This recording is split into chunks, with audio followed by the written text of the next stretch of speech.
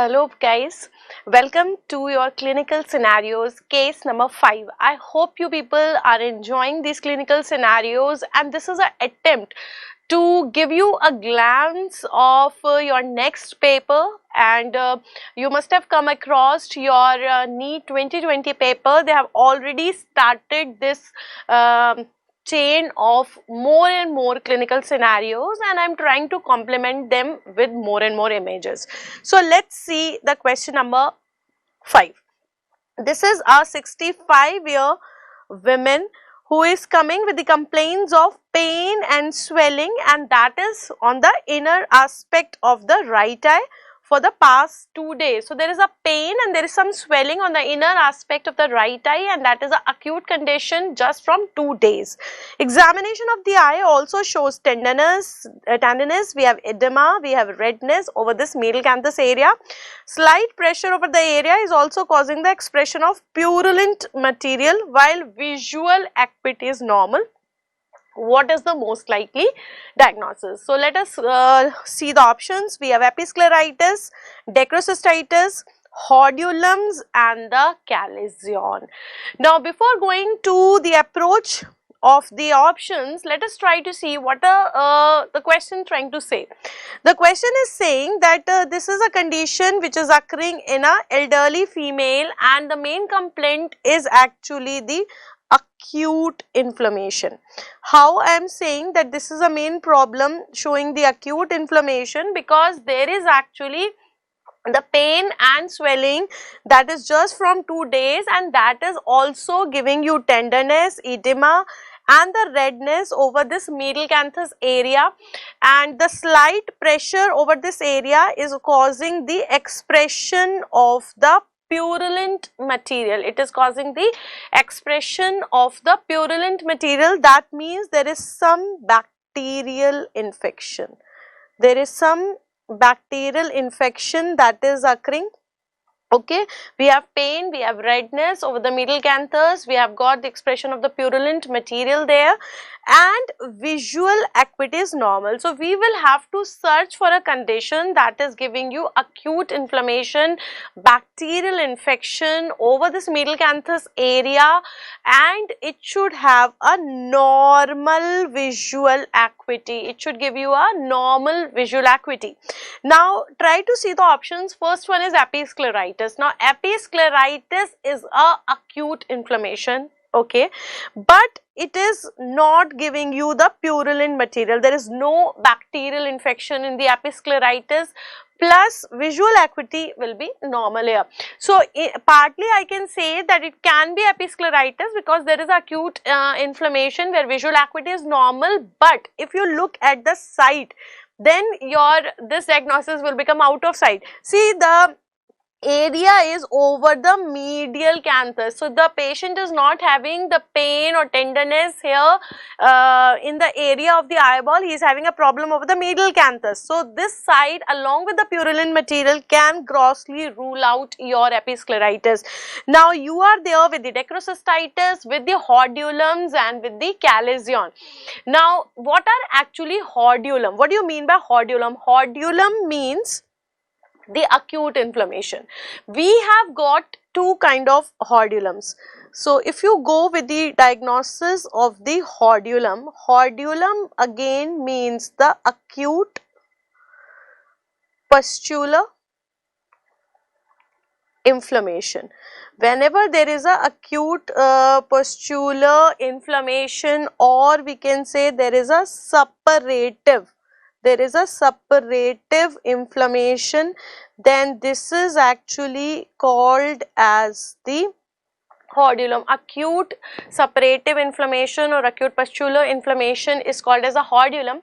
Now we have got two kind of hordeolum, like can you see this one? This is the external hordeolum. External hordeolum is also called as the stye. So we have the external hordeolum or the stye, where we are having inflammation over the eyelid and it is pointing towards the lid margin. You can see a pus point tense shiny skin, red skin, and this pus point is pointing towards the lid margin. So this is actually external hordeolum. This external hordeolum basically is found in the Zeiss gland or the mole gland. We have got the Zeiss gland or we have got the mole gland. Now Zeiss gland is actually a sebaceous gland and mole gland is a sweat gland. We have got a sebaceous gland, we have got a sweat gland. These glands are there. Now if you go to the internal hordeolum. Internal hordeolum, can you see here? It is again a pustular condition. We have got the acute suppurative inflammation which is present here, and but you can see here it is away from the lid margins. It is away from the lid margins, it is there. So this is called as internal hordeolum. This is called as the internal hordeolum. Now if you look at the locations, basically the hordeolums, we have external hordeolum, we have internal hordeolum. These are the lid infections. So we don't have the problem over the medial canthus here. Moreover, you will not have the purulent material coming out, the expression that is also not there. So we tend to rule out the hordeolums. Then another important thing that they have given in the options is a chalazion. Basically what is chalazion and what are you going to get there? C for chalazion is a C for chronic granulomatous inflammation. So this is a chronic granulomatous inflammation, and moreover it's a nodular swelling that you are getting on the upper eyelid or on the lower eyelid. So you are again not getting the inflammation on the middle canthus or certain like this, plus it is a non-infective condition. It is a non-infective condition, or you can say non-pustular condition. You are not going to see any pus, no signs of acute inflammation. It's a chronic inflammation, and the type of inflammation that you get is lipogranulomatous. We have lipogranulomatous inflammation that you get here. The type of inflammation is the lipogranulomatous inflammation. There is no acute inflammation, we have nodular inflammation, and this is actually expressed with the help of this chalazion clamp. This is taken out with the help of this chalazion clamp. We have got this empty ring kind of thing. This ring is used on the conjunctival side, while this end is used, the solid part is used on the skin side. It is used on the skin side. Okay, so we have got ring which is present on the conjunctival side, and we have got this solid area which is present on the skin side. This is your chalazion clamp. So what can it be? Now if you look at the options, the other option that is given is the dacrocystitis. We have already ruled out the hordeolums and the chalazions because these are the lid infections, right?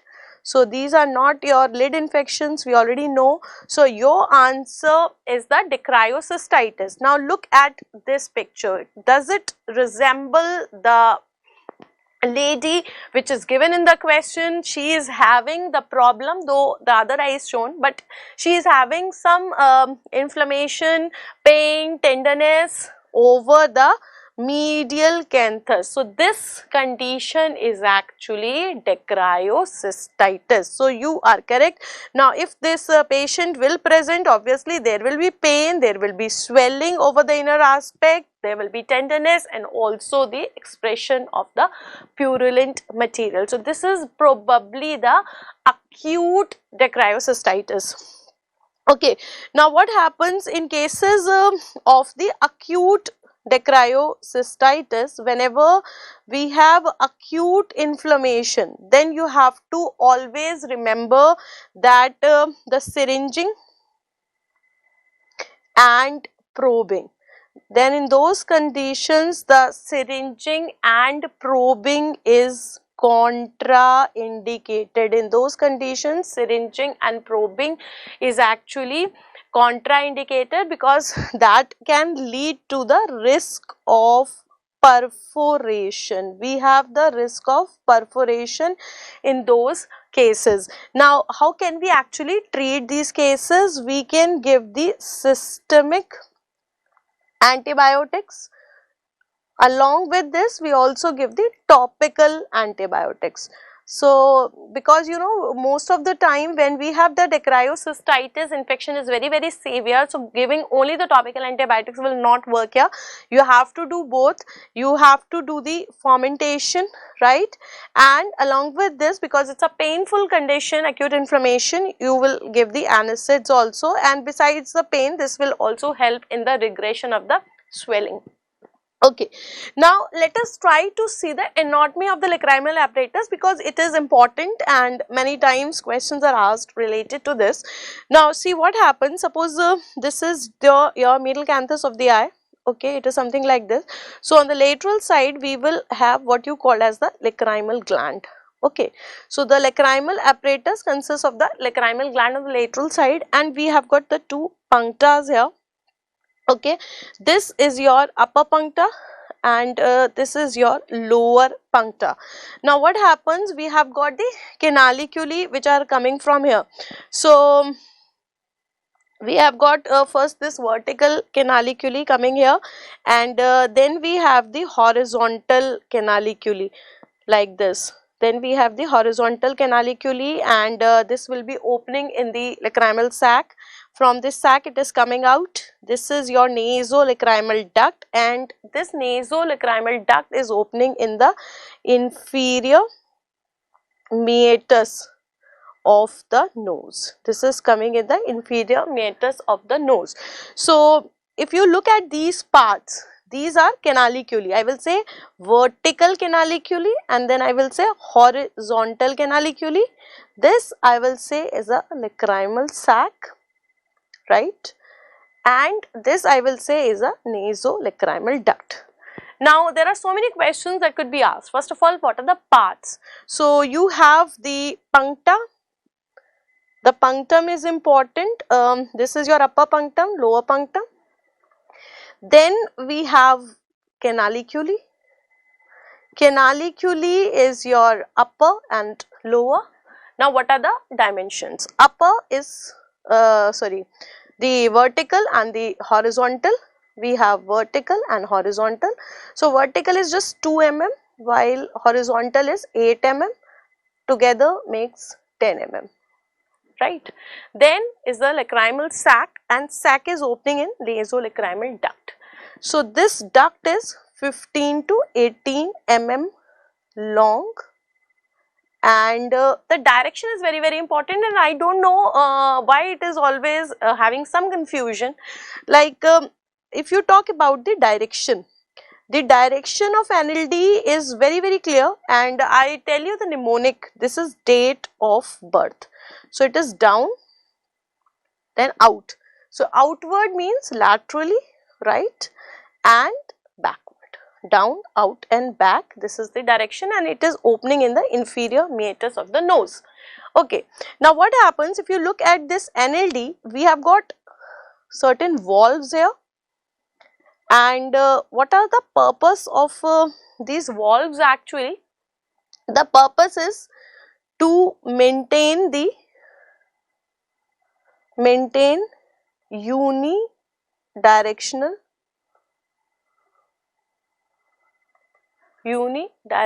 flow of the tears. To maintain the unidirectional flow of tears, it is there. Now what happens if you look at the tear ones, it is coming something like this, and it is passing through the sac and it is coming through this nasolacrimal duct like this. So sometimes in cases of babies, one of the valves get enlarged. This is mostly which valve? This is your valve of Haisner. This is called as the valve of Haisner. So when there is an enlargement of this valve called as the valve of Haisner, it will actually provide the membranous occlusion. It will cause membranous occlusion, and when we have membranous occlusion of this NLD, there will be collection of the tears here in the lacrimal sac. So this actually leads to two important things, and that is your watering. So there will be complaint of watering as well as there will be sticky discharge. Watering and the sticky discharge will be there. This sticky discharge is basically due to the secondary infection.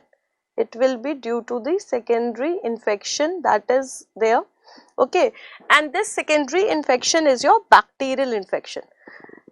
Bacterial infection. So this will actually lead to the tenderness, pain, there is swelling, and also there will be expression of the purulent material because of this secondary bacterial infection.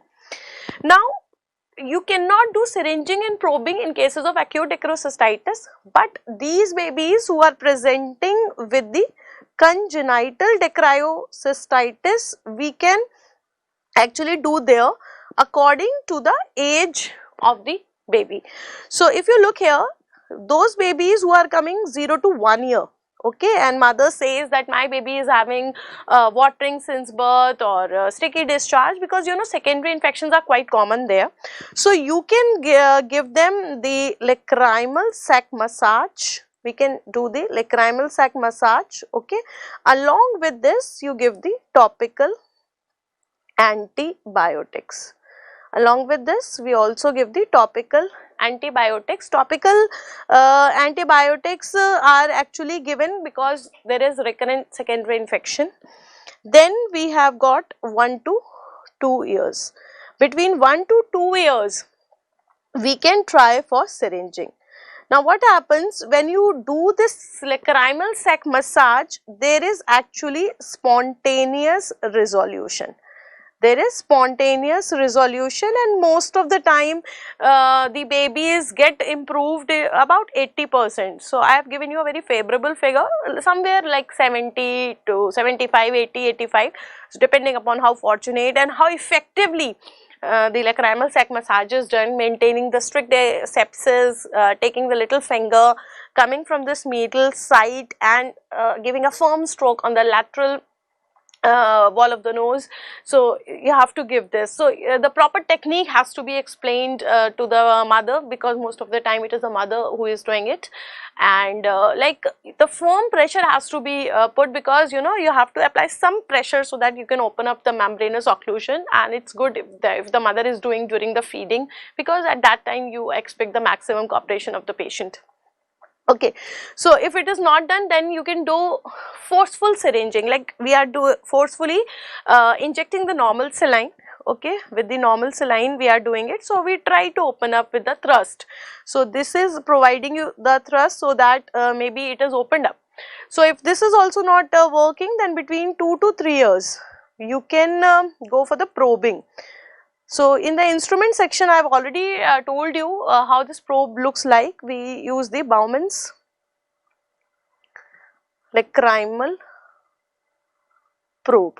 Bowman's lacrimal probe is used, and we try to insert the probe and we open up.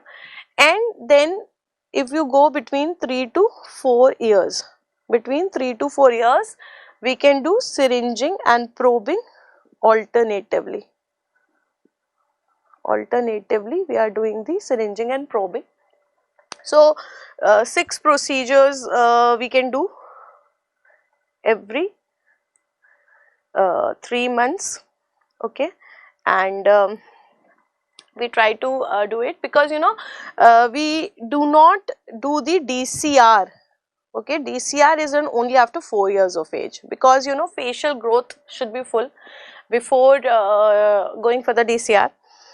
Now one important thing is that though the NLD actually opens into the inferior meatus, but when you are doing the DCR and you create the opening, Okay, then this opening is created in the middle meatus. So this is again an important thing, and many a times there is a confusion amongst the students. So always remember, DCR opening you are not giving in inferior meatus, that is you are doing in the middle meatus. So I hope you have got the treatment profile of congenital dacryocystitis, and you have also understood what are the basic differences between the calizion, between the internal hordeolum, external hordeolum, and actually how we approached a question somewhat like this. Thank you and happy ophthalmology.